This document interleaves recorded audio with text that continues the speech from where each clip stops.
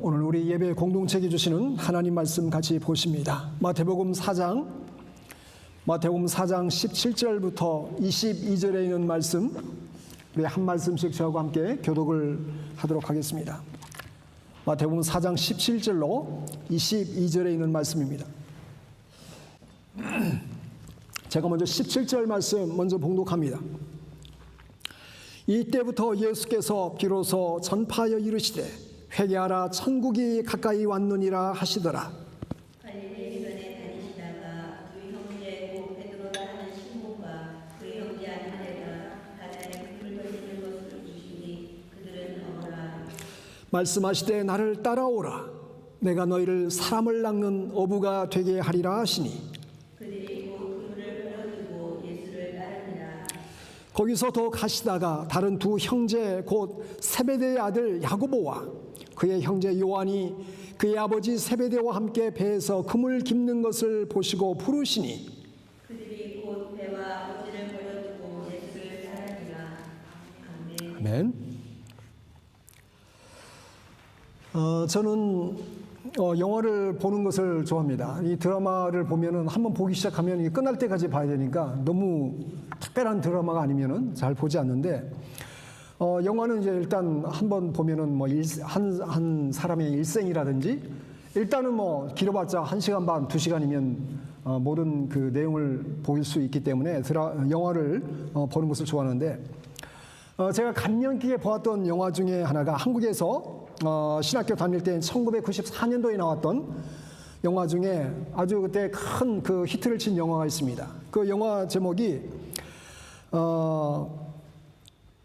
프레스트 검프라는, 아마 많은 사람들이 아마 기억을 하고 있을 텐데요.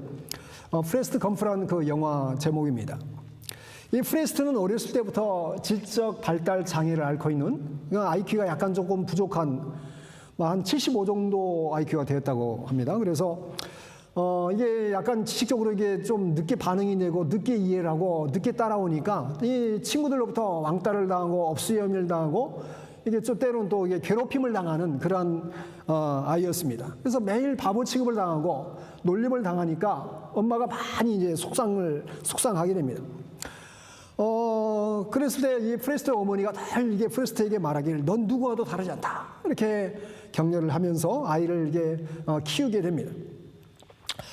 이 영화 중에 명대사의 내용이 있는데 그 대사의 내용이 이렇습니다. 넌 남들과 똑같아. 하나도 다르지 않아. 네가 생각해 바보란 누구라고 생각하니? 바보란 지능지수가 모자라고 우둔한 사람을 말하는 것이야? 결코 그렇지 않아. 바보라고 하는 것은 영리하고 재주 많은 사람일지라도 바보 같은 짓을 하면 그게 바보야. 넌 결코 바보가 아니야 하면서 이제 이렇게 아이를 용기를 주고 격려를 하면서 키우게 됩니다. 이 영화의 이제 마지막 부분을 보면은 이제 중반 하반부터 가게 되면은 이 프레스트가 너무나 답답한 마음을 이 달리기로 이제 그 해소를 하는 장면이 나옵니다. 근데 달리기가 뭐 잠깐 달리고 끝나는 것이 아니라 이 프레스트가 거의 3년 2개월, 3년 반 가까이 그 오랜 시간을 미국 전역 도시를 계속 다니면서 달리기를 멈추지 않는 거죠. 밥 먹고 또 달리고 또 자고 나서 또 밥 먹고 달리고. 근데 이게 달리던 것이 그냥 달린 게 아니라 이게 계속해서 달리니까 다른 사람들 눈에 이게 포착이 된 거예요. 근데 매스컴에 이제 드러나기 시작합니다. 그래서 미국 전체가 도대체 이 프레스트라는 젊은이가 왜 달리는지, 이것이 큰 뉴스가, 오늘 또 이 젊은이가 또 다른 박질을 하고 있습니다. 그러면서 막 생중계가 됩니다. 그래서 기자들이 이제 왜 도대체 이 프레스트라는 사람이 달릴까? 그래서 달리는데 가가지고 이제 인터뷰까지 하게 되는 그 지경에 이르게 됩니다. 혹시 세계 평화를 위해서 달리시는 겁니까? 아니면 집 없는 사람들을 도와주기 위해서 그 펀드레이징을 하기 위해서 달리는 겁니까? 또 여성들의 권리를 위해서입니까? 아니면은 또 환경 문제를 위해서입니까? 아니면 동물 보호를 위해서입니까? 하면서 전국에 이제 생중계가 될 정도로 큰 센세이션을 일으키는 그런 일들이 벌어지게 됩니다. 그런데 이제 점차 이것이 전국구로 소문이 나니까 프레스를 따라서 또 이게 수많은 사람들이 막 떼를 지어서 달리기를 시작합니다. 수많은 군중들이 한 사람 앞에 달려가고 쭉 이어서 하니까 이게 뉴스거리가 안 될래야 안 될 수가 없는 것입니다.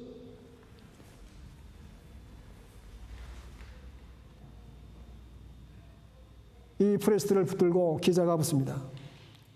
이렇게 계속해서 이게 달리고 있는데 도대체 달리는 이유가 뭡니까? 그러자 프레스트가 말하기를 어떻게 말합니까? 나는 그냥 계획 없이 계속 그냥 달립니다. 그냥 뛰고 싶어서일 뿐입니다. 그냥 달리다 보니까 프레스트는 그렇다 치더라도 수많은 군중들은 그냥 달리는 사람들의 이유도 모르고 그냥 덩달아서 무리가 되어서 달리니까 더불어서 달리는 그런 일들이 영화를 통해서 보여지게 됩니다. 여러분, 사실 우리 인생은 달리기와 같다고 할 수 있습니다. 태어나서 한 해 한 해 인생의 경주를 하는 것입니다. 그런데 그 달리는 그 걸음걸음에 삶의 의미를 알지 못하고 그 달리는 걸음걸음에 삶의 목적을 알지 못하고 달린다라고 한번 생각을 해보십시오. 그럼 마치 프레스트 검프 뒤를 쫓았던 많은 군중들처럼 의미 없이 목적 없이 하루하루 그렇게 살아가는 존재가 되어지는 것입니다. 여러분, 우리의 말 속에 출가와 가출, 이 말만 바뀐 단어이지만은 큰 차이가 있습니다. 여러분, 왜 출가를 합니까? 보통 불교에서 쓰는 용어이긴 하지만 출가할 때는 집을 똑같이 나가는 거지만은 분명한 목적과 떠나는 그 이유가 있기 때문에 출가를 하는 거죠. 가출은 뭐예요? 그냥 욕구 불만인 거죠. 어디 갈지도 모르고 또 언제 돌아올지도 모르고 이유 없이 목적 없이 그냥 떠나는 것입니다. 우리가 자주 가는 여행의 목적과 방랑의 차이가 무엇입니까? 여러분, 여행은 자기가 가는 행선지가 정해져 있어요. 어디서 묵고 무엇을 하고 그리고 언제 돌아올지 그 목적이 분명합니다. 그러나 방랑하는 그 발걸음은 어디로 가야 할지, 가서 무엇을 해야 될지, 그리고 또 언제 돌아올지 하염없이 걷게 되는 것이 바로 방랑자의 발걸음입니다. 이런 우리의 삶은 무의미하게 살만한 존재가 결코 아닙니다. 하나님은 우리를 정말 가치 있고 목적 있고 소중한 존재로 하나님께서는 우리를 이 세상에 태어나게 해 주셨습니다. 예수님께서 이 땅에 오신 목적도 우리의 삶을 정말 더 가치 있고 우리가 그 진리를 모르기 때문에 그 진리를 모르는 영혼이에게 인생의 그 빛을 틔우고 생명의 싹을 키워서 의미 있고 소중하고 정말 이 세상 가운데 하나님께서 생명 주신 그 놀라운 소중함의 가치를 발견하고 살아가라고 예수님께서 그 목적을 갖고 이 땅에 오신 것입니다. 오늘 말씀은 예수님께서 이 땅에 오셔서 첫 사역을 시작하시면서 어떻게 선포하고 있습니까? 회개하라. 천국이 가까이 왔다. 천국이 가까이 왔다. 천국 복음의 소식이 바로 예수님의 첫 번째 선포되는 메시지였습니다. 여러분, 이 세상에 수많은 말들이 있지만 하나님의 자녀가 되고 영원한 생명을 소유하는 천국 백성이 된다는 것보다 더 귀하고 가치 있는 것은 결코 없습니다. 여러분, 저는 20대 초반까지만 해도 그냥 교회에 여기서 교회 그냥 다니는 사람은 처치맨이라고 하잖아요. 그냥 교회에 다니는 사람. 교회에 다니는 사람이었습니다. 제가 초등학교 5학년 때에 저희 교회에 최창망 전도사님이 황토옥을 빚어가지고 벽돌을 쌓아서 교회를 지으면서 저희들도 아무 물정 모르고 그냥 뭐 집짓나무다 하고 이게 도와주면서 이게 알게 되고 또 어머니가 처음 또 그 교회에 이제 예수를 믿게 됐어요. 그 교회 이름이 전라북도 장수군 식천리에 있는 본향교회였는데 그 교회에 출석하게 됐어요.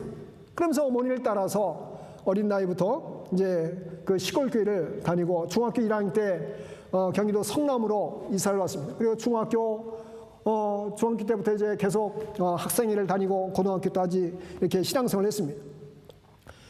그러면 그 섬기는 교회가 이게 뭐 언젠가도 한번 말씀드렸지만은 이게 한 달에 한 번씩 재직회를 하면 거기 막 큰 싸움이 났어요.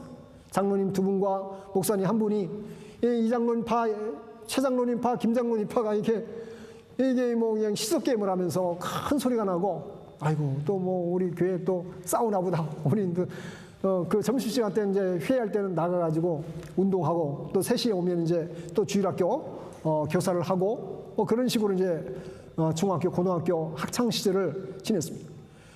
점차 머리가 커지면서 왜 교회가 왜 이렇게 싸우냐?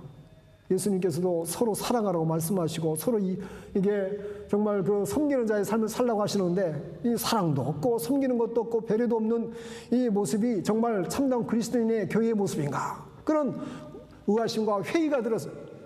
야, 나도 이제 고등학교 졸업하면 교회도 졸업해야 되겠다. 그런 생각을 갖고 있었던 합니다. 그러다 어느 날 1987년 7월 1일에 하나님께서 여전히 저를 사랑하신다는 그러한 놀라운 영적인 체험을 하게 됐습니다. 마지막 때가 되었으니까 이제 하나님의 심판이 시작된다는 것이었어요. 나도 이제 초등학교 때부터 교회를 다녔으니까 나도 이제 예수님께서 오신다고 하신 것처럼 마지막 때가 되었나 보다. 그래서 이제 이게 기다리고 있는데 하늘에서 소리가 들려오는데 구원받은 자의 이름이 이 두루마리 같은 것에 쭉 이름이 적혀 있다는 거예요. 하나님의 택함 받고 구원받은 자의 이름이 적혀 있으니까 그 창공에 펼쳐져 있는 그 두루마리를 보면은 자기가 구원받았는지 못 받았는지 알 것이다. 이런 음성이 들려옵니다. 그래? 나도 한번 내 이름을 찾아봐야겠다. 이 두루마리 같은 쫙 하늘 위에 펼쳐진 그 거기에 뭐 한글 이름도 있고 한문 이름도 있고 여러 가지 막 이상한 그 이름들이 쫙 적혀 있는데 내 이름을 아무리 찾아도 내 이름을 찾을 수가 없었습니다. 왜 내 이름이 없지? 내가 구원받지 못한 건가? 왜 내 이름이 없어? 그러면서 내 이름이 없다는 그런 확신이 들면서 마치 가슴에 화살이 박힌 것처럼 큰 고통과 아픔을 느끼게 됐어요.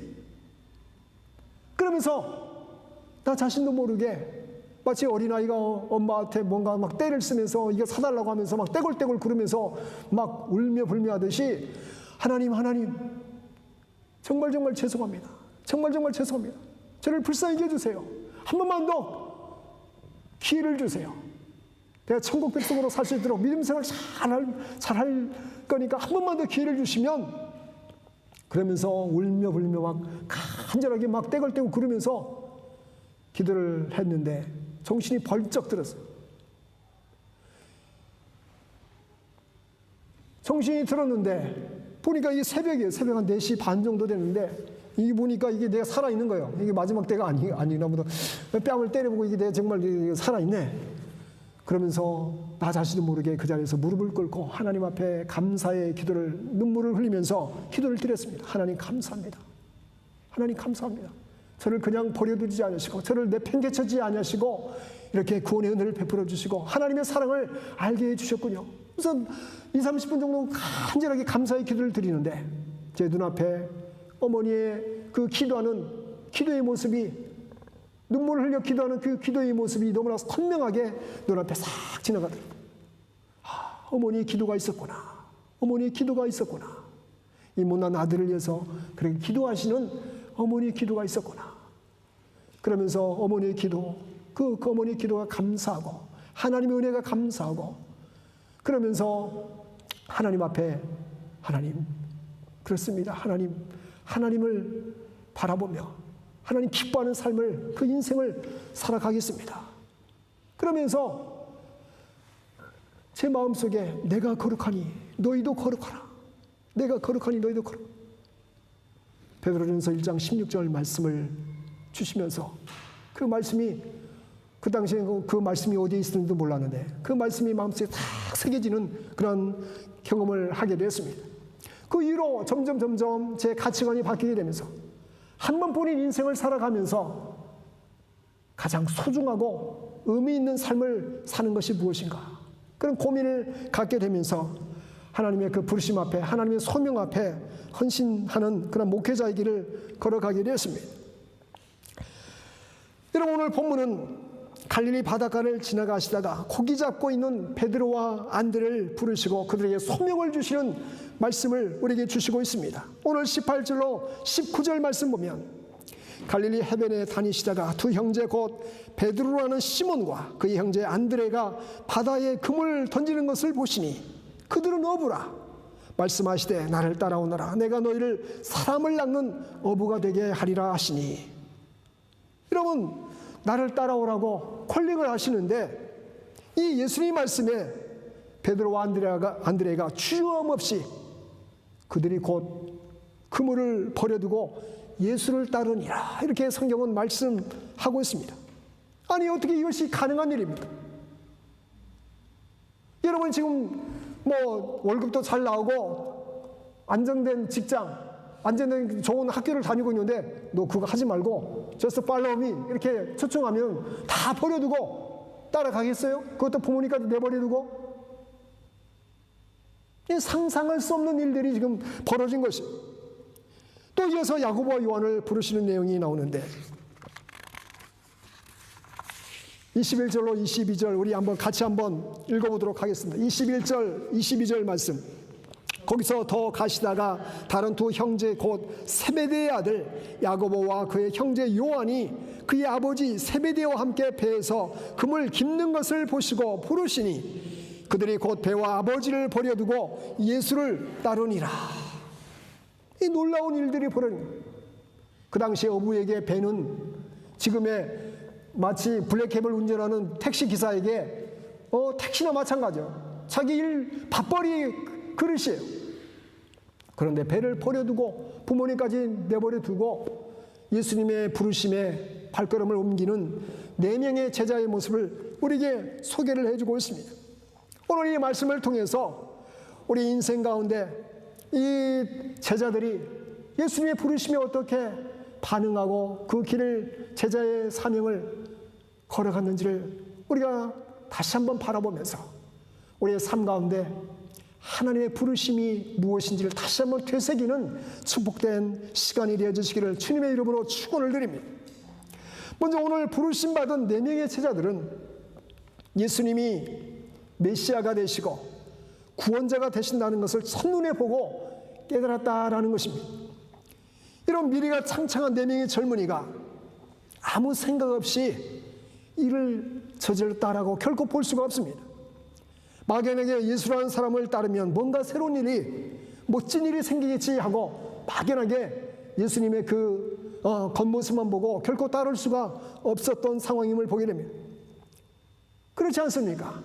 이들이 모두가 IQ 50도 안 되는 그런 바보 멍충이가 아니고 이상 그냥 날 따라와라 한다고 해서 배까지 버려두고 자기의 삶의 터전을 내버려두고 어떻게 예수님을 따를 수가 있겠습니까?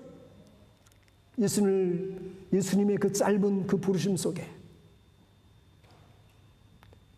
소위 말하는 예수님이 요한복음 14장 6절에서 내가 곧 길이요 진리요 생명이니 라고 말씀하셨던 그 말씀처럼 이 놀라운 메시아의 모습을 뭔가 좀 놀라운 그런 예수님의 구원자가 되심을 마음속에 확신하지 아니하고서는 결코 이런 액션을 취할 수 없는 이 4명의 제자들의 모습을 보게 되는 것입니다.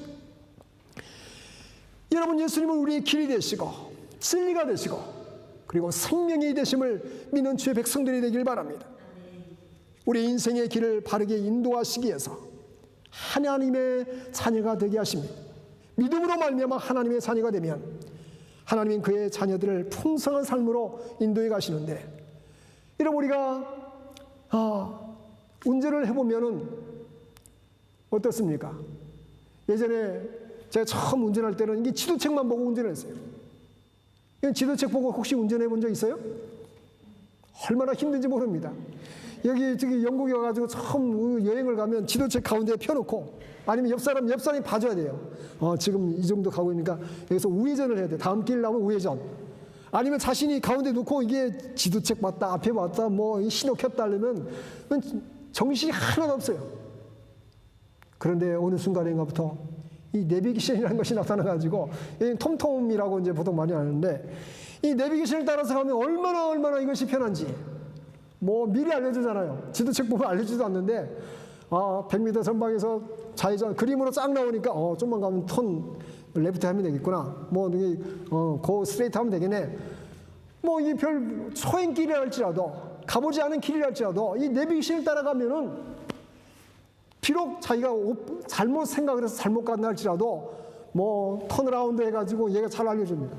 돌아와서 다시 이렇게 가면은 힘들지 않게 찾아갈 수 있게 됩니다. 마찬가지로 우리의 삶도 구원자가 되시고 메시아가 되신 예수 그리스도를 바라보면서 하루하루, 한 달, 1년 우리의 일생을 살아가면서 그분의 인도하심을, 그분과 함께 동행하는 삶을 살아가게 될 때에 절망하지 않고 잘못된 길에 빠지지 아니하고, 비록 잘못된 길에 빠지나 할지라도 다시 그 길을 돌아오게 해주시는 그 성령님의 말씀하심에 귀를 기울이면 바른 길, 의의 길, 진리의 길을 안전하게 걸어갈 수 있는 놀라운 역사가 믿음의 백성들의 삶의 자리 가운데 있게 되는 것입니다. 그래서 요한복음 1장 12절에 말씀합니다. 영접하는 자, 곧 그 이름을 믿는 자들에게는 무엇을 주신다고요? 하나님의 자녀가 되는 권세를 주신다.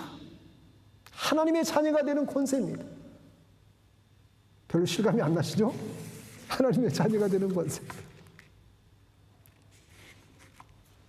우리 딸은 아빠, 엄마의 자녀가 되는 권세가 별로 없지만 별로 많지 않은 것 같아요. 제가 아무리 생각해봐도. 네. 근데 만약에 하나님의 자녀, 조금 태어난 장소가 버킹엄 팔리스에서 태어났으면 그 권세가 어떻게 됐을까요? 벌써 박다혜 공주님으로 바뀌었을 텐데 지금 박다혜 공주님이 아니고 그냥 박다혜입니다. 로얄 패밀리가 돼요. 뭐 어디 가서 뭘 해도 다 막 사람들이 쫓아와서 사진도 찍어달라고 하고 매스컴을 타게 됩니다. 왜요? 로얄 패밀리니까. 왕의 자녀이기 때문에.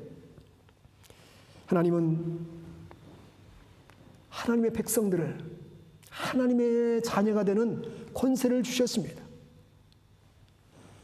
사랑하는 성도 여러분, 오늘 본문에 나오는 베드로와 안드레, 또 야고보와 요한, 이 네 명의 젊은이는 나를 따라오라는 주님의 부르심에 메시아가 되시고 또 진리가 되시고 구원자가 되신 예수님의 그 부르심에 주저하지 아니하고 따라가는 그 젊은이의 모습을 소개해 줍니다.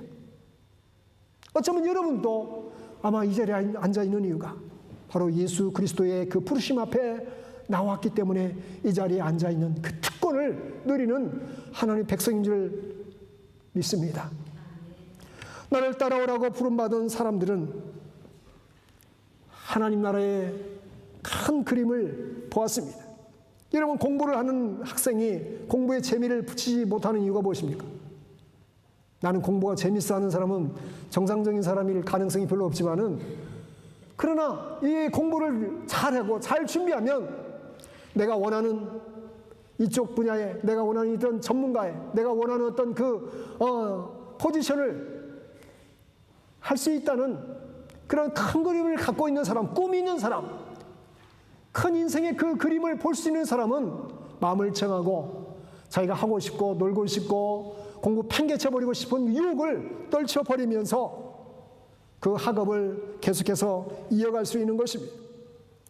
여러분, 예전에 지금도 뭐 이게 한국에서 유행된지 모르지만 옛날에 그 개그맨이 이렇게 사회를 풍자하면서 얘기하지 않습니까? 그렇게 열심히 공부하면 뭐 하겠노? 소고기 사 먹겠지. 비슷한 말은 아닌데, 그렇게 열심히 공부하면 뭐 하겠노? 소고기 사 먹겠지. 이 한마디 그 뉘앙스에 우리 대다수의 많은 젊은이들이 꿈을 잃어버리고 삶의 그 목적을 잃어버리고 그냥 순간적인 그 즐거움을 찾고 소망 없이 살아가는 그 모습들이 이 한마디의 그런 말들 속에 담겨져 있지 않나 생각합니다. 오늘 19절을 같이 한번 읽어봅니다. 19절 말씀하시되 나를 따라오너라. 내가 너희를 사람을 낚는 어부가 되게 하리라 하시니. 여러분, 저는 이 마태복음 4장 19절을 대할 때마다 이 말씀은 정말 혁명적인, 왜 혁명적입니까? 한국에서 4.19는 혁명 기념일, 4.19 혁명 달력을 보면은 뭐 이게 4.19 혁명 기념일이에요. 어떤 혁명 기념인지 아세요? 이 4.19는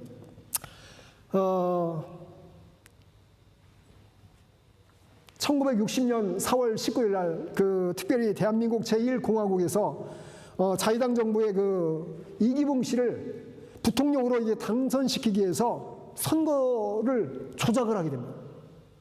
선거를 이렇게 해가지고 속임수로 이게 그런 일들을 저지르게 되는데, 이 사건을 알게 된 대학생들이 들고 일어납니다.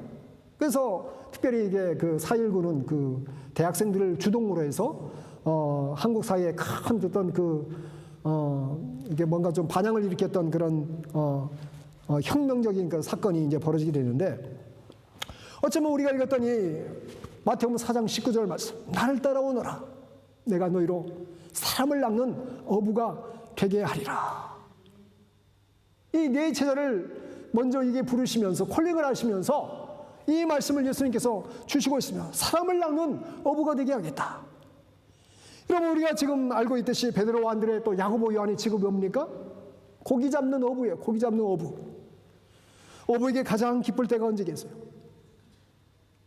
그물을 수선하고 또 배를 막 노져갈 때이겠어요? 물론 그때도 뭐 나름 기뻐할 수 있겠지만은 가장 큰 기쁨의 절정은 그물을 던져서 바닷속에 있는 고기를 잡아 올릴 때, 그 모든 수고와 모든 어려움들이 일순간에 다 사라질 거예요. 고기 잡는 그 희열을 아마 이 네 명의 어부였던 제자들은 아마 알았을 것입니다. 오늘 예수님께서는 하나님 나라를 이루어가는 일에 있어서 아무 조건 없이 나를 따라오라고 부르시고 있습니다. 그런데 네 명의 젊은이는 주저함없이 한결같이 예수님을 따라서 그물을 내버려 두고, 또 심지어는 아버지, 예수님의 부르심에 우리가 가야 합니다 하고 아버지를 멀리하고 예수님을 따라가는 제자의 모습을 소개해주고 있습니다. 그리고 그 마음속에 어떤 예수님의 그 말씀하신 그 부르심의 메시지가 뭡니까? 너희를 사람을 낚는 어부가 되게 하리라. 어부가 되게 하리라. 아마 이 네 명의 제자들은 최소한 아마 아무리 생각을 해봐도 정말 막 하나님 나라의 큰 꿈을 그게 갖지는 아마 못했을 것이에요. 이 당시에 얼떨결하지만은 잘 100% 이해가 되지 않았지만은 이 예수님의 그 부르심 앞에 예수님을 따르게 되면 정말로 사람을 낚는, 그 사람을 낚는다는 것이 구체적으로 어떤 의미가 되는지, 어떤 그런 메시지가 있는지 잘 모르고 있었지만은, 그러나 그럼에도 불구하고 하나님께서 주시는 그 뭔가 좀 막연하게 보이듯한 그런 모습이었지만은 꿈을 바라보며 자신의 그 삶의 그 모든 부분들을 내려놓고 예수님을 따르는 그 네 명의 제자의 모습을 우리에게 소개해주고 있습니다.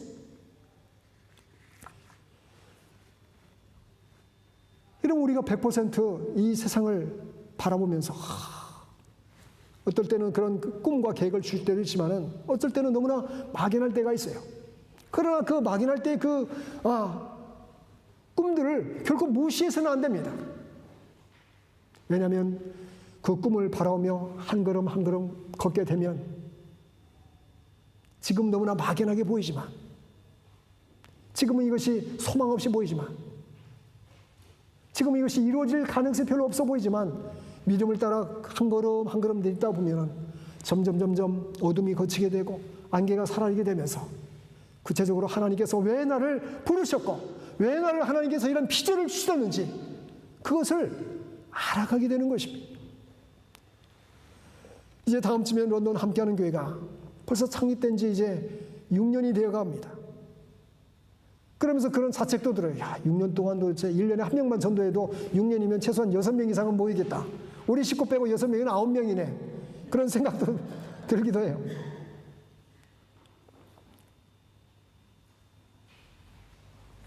그러나 중요한 것은 우리에게 맡기신 삶의 자리에서 내가 얼마만큼 신실하게 또 최선을 다했느냐, 그것을 주님께서 보시리라고 그런 이로를 가지면서 하나님께서 이 교회를 통해서 이루어가실 하나님의 구원의 역사와 하나님 나라의 그 천국을 소망하면서, 지금은 이 교회를 통해서 어떤 구체적인 일들을 이루어갈지 저는 잘 모르겠어요, 솔직히. 그러나 말씀을 따라 순종하며 말씀에 약속하신 대로 하나님의 믿음의 생명의 그 공동체를 우리가 꿈꾸어 나가면서 기도하고 또 인내하면서 하나님께서 기뻐하는 그런 하나님 나라를 소망하면서 우리가 하루하루 또 한 해 한 해 우리가 기다리고 또 인내하며 인내의 그 열매를 바라오면서 우리가 나아갈 때 하나님의 교회 공동체를 통하여 하나님의 놀라운 일들을 이루어 가실 줄 믿습니다. 오늘 말씀은 하나님 나라의 꿈을 이루어가기 위해서 예수님은 제자를 부르시는데, 오늘 본문에 보니까 몇 가지 그 원칙을 보여주고 있어요. 먼저 예수님은 현재 삶의 자리에서 성실하게 일하는 사람을 선택하시는 것을 보게 됩니다. 여러분, 하나님께서 이스라엘 백성들을 구출하기 위해서 모세를 부르실 때에 모세가 하고 있던 일이 무엇이었어요? 놀랍게도 모세가 하고 있던 일은 양을 치는 일을 하고 있었습니다. 출애굽기 3장 1절로 2절에 보면 모세가 그의 상인 미디안 제상 이드로의 양떼를 치더니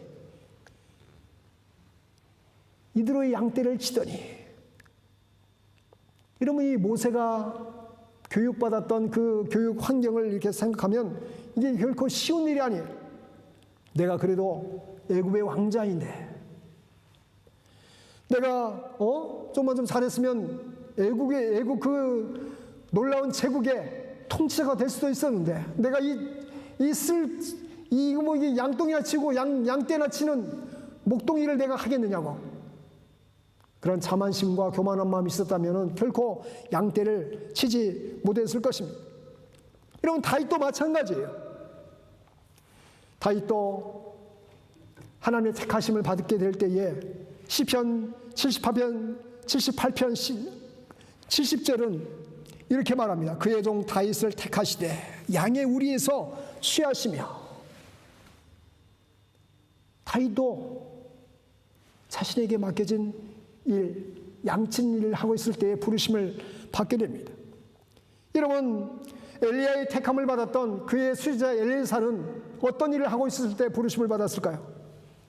엘리사가 열심히 밭을 갈고 있을 때, 열왕기상 19장 19절에 그렇게 말씀하고 있습니다. 오늘 본문에도 열심히 그물을 던져 고기를 잡고 있던 베드로와 안드레를 부르셨어요.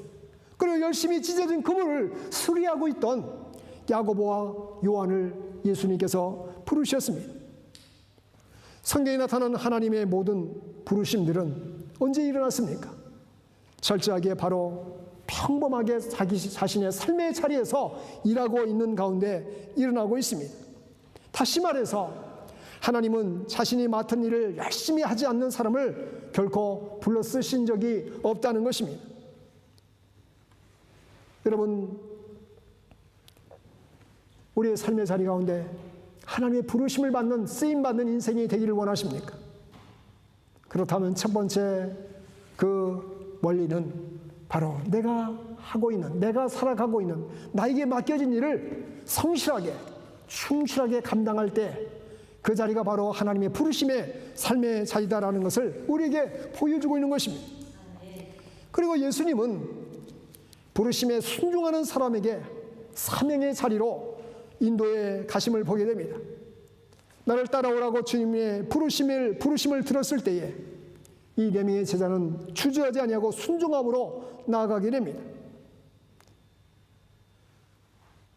만일 그들이 주님의 부르심에 순종하지 않았더라면 나머지 그 삶은 그냥 여전히 고기를 잡고 배를 수리하며, 물론 그것이 하찮은 일이다라고 말하는 것이 아닙니다.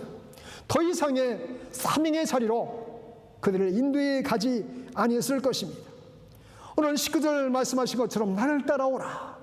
내가 너희를 사람을 낚는 어부가 되게 하리라. 나를 따라오라고 부르시는 주님의 부르심은 베드로와 안드레, 야고보와 요한에게만 한정된 것이 아닙니다. 주님의 부르심과 사명은 예수를 구세주로 영접하고 하나님의 자녀가 된 모든 사람에게 동일하게 주시는 하나님의 소명입니다. 이 소명을 마음속에 간직하게 될 때에 온 세상 열방이 하나님 나라가 되는 사명 앞에 우리가 순종하면서 내가 어떤 일을 하든지 어떤 삶의 자리에서든지 사명자로서의 삶을 살아갈 수 있게 되는 것입니다. 미국의 세계적인 발명가이자 경영가인 루트루노라는 사람이 있습니다. 이 사람이 만든 그 그 회사 경영하는 회사에서 만든 것들 중에 대표적인 것들이 이제 불도저라든지 또 굴삭기라든지 또 크레인 같은 중장비 기계를 주로 만들어서 이게 팔게 되는 그런 일을 사업을 하게 됩니다. 제2차 세계대전 중에 연합군이 사용했던 그런 굴착 장비의 70%가 이 공장에서 만들어진 것이었습니다. 그러나 이 루트루노가 매번 이렇게 성공한 것은 아니었다고 합니다. 14살 때에 이 루트루노가 학교에서 중간에 퇴학을 당했고 또 수년 동안 여기저기 떠돌아다니면서 여러 가지 허다한 일들을 하기로 했습니다. 28살에 이 사람이 이제 결혼을 하게 됐는데 첫 아이를 낳았는데 첫 아이마저도 일찍 숨을 거두게 됩니다. 그 슬픔을 겪게 돼요. 그리고 31살 때에는 이 자신이 운영하던 자동차 정비소가 망해가지고 빚더미에 빠지게 됩니다. 그러나 이 빚더미에 빠져서 더 이상 이제 회생이 불가능한 그 상황 속에 직면하게 됐을 때에 자신이 16살 때 예수님을 영접하게 되는데 자신이 영접했던 그 예수님의 그 믿음을 갖다가 기억하면서 꽤 간절하게 31살 때 기도를 했다고 합니다. 주님, 저를 용서하시고 도와주신다면 주님께서 저에게 원하시는 일, 그 일을 감당하면서 남은 삶을 살아가고 또 나에게 주신 모든 그런 비즈니스를 주를 위해서 하겠습니다. 이렇게 간절한 마음으로 기도를 했다고 합니다. 하나님의 은혜로 이 회사가 이제 회복이 되고 이렇게 결단한 기도를 드리고 나서 그의 수입의 90%를 하나님의 영광을 위해서 이렇게 헌신하게 되고 나머지 10%로 자신의 생활비로 이렇게 사용을 했다고 합니다. 그래서 이렇게 결단하고 나서 자신이 운영하는 그 기업체에서 정기적으로 이제 예배를 드리기를 시작했고 또 완전히 하나님께 헌신된 경영인으로서 거듭나게 됩니다. 1969년에 세상을 떠나게 되는데 그가 살아있을 때에 루트루노 대학교를 설립을 해서 많은 글찬 발명가와 또 경영인들을 이렇게 배출을 하게 됩니다. 한 인생을 살았지만은 인생의 그 터닝 포인트를 경험하게 되면서 하나님의 은혜를 바라보고 그리고 그 터닝 포인트의 그 삶의 자리에서 하나님의 영광을 바라보며 남은 삶을 멋지게 산 그런 사람이었습니다. 여러분, 하나님은 오늘 또 우리를 부르시고 계십니다. 하나님의 부르심은 누구에게나 막힘이 없습니다.